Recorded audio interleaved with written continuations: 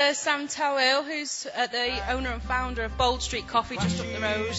Sam likes bike riding and vinyl records and will be talking to us about his passion. Evening.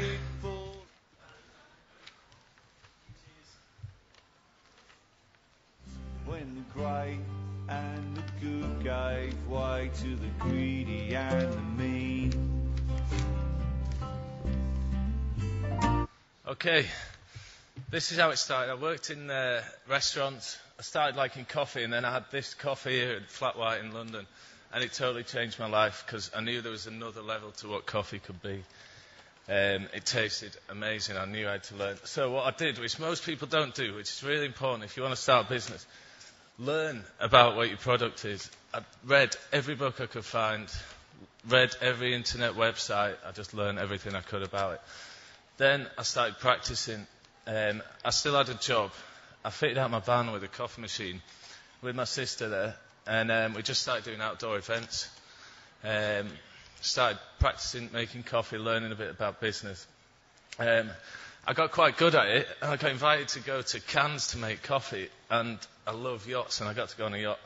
So I was really happy about that. It was brilliant. So kept practicing. Then we did festivals. I wanted to make it fun for people. Didn't want to educate people about coffee. No one likes being lectured about things. So I just wanted to be able to introduce them to coffee in a fun way. So we do all these festivals in the backstage areas. Really good. This is what we expect from our baristas. You need to have a good time, as well as do your job really well. And I think it helps you do a good job if you're having a good time. I saw this Bold Street Coffee. I used to work here as manager a few years ago. It closed down. I knew the customers there. I liked the customers. I knew it had potential. So I just thought I'm going to go for it. Some things I knew, like I wanted this.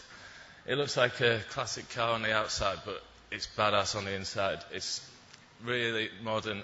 It's brilliant. So I knew a lot of things about it. But I didn't know how to actually make it happen, the building. Luckily, I knew my friend Eamon, who's an amazing architect. And together he helped sort of make my vision of what I wanted the coffee shop to be real. And I wouldn't have been able to make it look like it did without him. And this is a sort of one of the themes. It's about working with good people who are better at doing things than you are. So he had this idea for this bench. And you don't really notice when you go in. But it just makes the place so much better than it was before. We overcame loads of problems together. This is Sam, one of our first baristas, who just has a total natural ability for making coffee and taking things to a deeper level. But also, everyone helped me. All the people who were going to work there, we'd already worked with a bit before, they just got stuck in and helped. I wouldn't have been able to do it without them either. And they've all got really good other skills. All our design's done in-house because we know what we want to achieve. This is Steve, our roaster. He's one of the most renowned roasters in the world, and we've got a really good relationship with him. We can change things, we can do whatever we want, and we learn a lot from him as well. We do a lot of tasting. I love tasting different coffees, and every different coffee, like every different wine you taste, you start learning more and more. And we do tasting evenings for people. And I find that helps transfer our passion across. Adam helped. I knew I wanted a map on the wall. I love maps. I could do one of these on maps as well. He just made it so much better than I thought it was going to be.